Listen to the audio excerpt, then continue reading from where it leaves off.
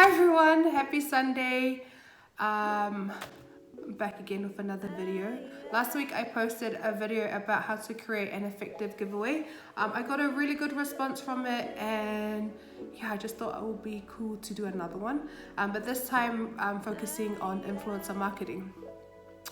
So we did a lot of this in Port Melbourne, and we found that we got some really good results from it. We were able to reach a whole lot of new people that we wouldn't have been able to do without influencers, and we also learned a lot of lessons as well. So I just wanted to share that with you guys. So this video would be great for small businesses that are wanting to get into influencer marketing, but you're not too sure where to start. Or if you have used the influencer before and you didn't get the results that you wanted. So this video should be this video should be able to explain why. Okay, so my first step for influencer marketing, and pretty much for anything, would be to define my goals, to find a purpose. What is the reason?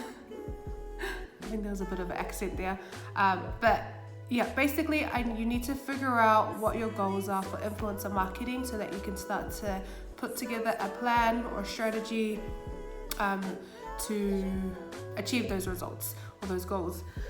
So what I mean by that is that, are you wanting to generate more traffic using an influencer? Are you wanting to get more followers? Are you wanting brand awareness? Are you wanting to boost sales, which is the ultimate goal anyway? Are you wanting to kind of validate your brand by showing that it's trustworthy? Whatever your goal is for influencer marketing, you need to define it and do that first. So my second step is to find the right influencer for our brand. So really being intentional with who we work with. And I find that a lot of businesses now have kind of just gone out and looked for anyone with like a big following and just kind of attach themselves to them. But I think you'll get a lot more out of someone that's more niche or has like a similar target market to you. So what I would do when I'm looking for a new or wanting to work with a new influencer is that I'll look at whether this person aligns with our brand values, our vision and mission statement. Are they a reflection of our target market? And do their followers look like a reflection of our target market as well? So this is really important, because when you're working with an influencer, basically what you're trying to do is push your brand out, but you want to be pushing it out to the right people, so people who are actually going to purchase from you. So an example of this would be for lash fix. When we're in the salon, it wouldn't make sense for me to go and message like an all black, because our main service was eyelash extensions, and all black doesn't get lashes. So yeah, it wouldn't have made sense. Although they would probably have thousands of followers, that would mean there's a new potential customers. But if we think about it deeper, their followers wouldn't have been a reflection of our target market either. So one, it didn't make sense. Two, it would have been a waste of time, product, energy if I had done that. Three, it just didn't make sense. Another example of this would be like if we kind of brought it in a bit more. If I was to, I don't have anyone in mind, but say like I've seen a lot of Instagram moms post like kind of like Insta mom hacks, or like where you can get the best bargains and so forth. I think of like face value, this Insta mom or influencer could look like a good fit for Lash Fix because she's a mom. She's probably empowering other moms. like it's always good to kind of push other moms as well, like to uplift other moms. But if her main message is bargain hunting and getting the best price for something, then it wouldn't have made sense either to message her. Because if we look at Lash Fix, our price were premium prices. So if she is looking for a bargain, it wouldn't have made sense for her to represent Lash Fix, because her followers wouldn't become customers.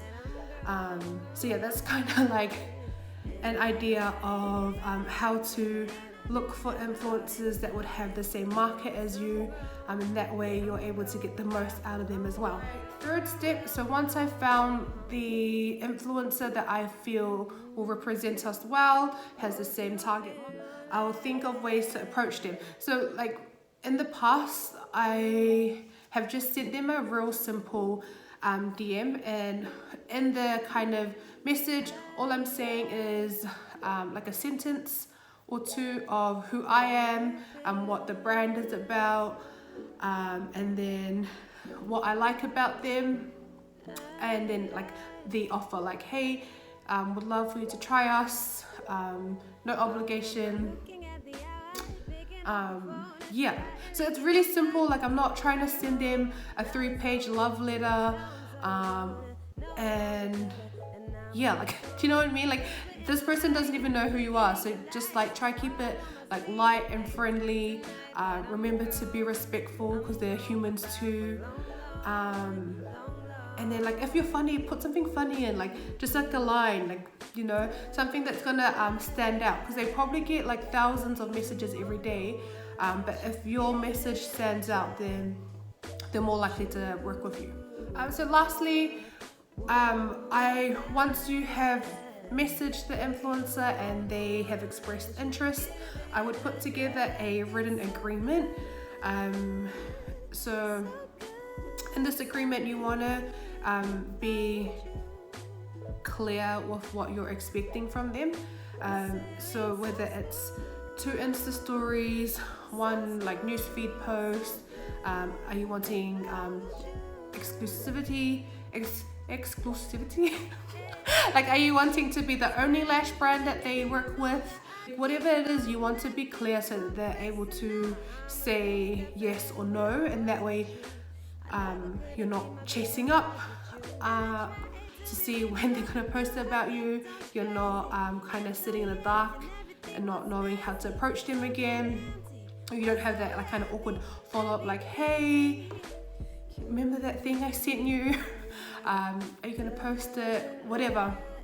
So make sure that once, like, well, before you offer them or give them the free service or pay them for promotion, make sure you've like outlined what you actually want from them.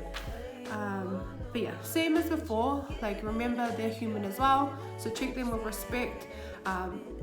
We've been really lucky with the influencers that we've worked with. We've built a really good friendship with them, and I know that this all came down to being intentional with that second step. So finding influencers that were a reflection of who we are as a brand, a reflection of our target market, because it meant that we were able to get a lot more customers through them instead of just followers or viewers, because the end goal is always to boost your sales anyway, if we're being honest. But yeah, that's kind of it for influencer marketing. I did try to keep it concise, because there's a lot that you need to go over. But if you have any questions, please let me know. I think I've answered the questions that I was asked on Friday as well. But if I haven't, just ask me. And yeah, that's it. Bye.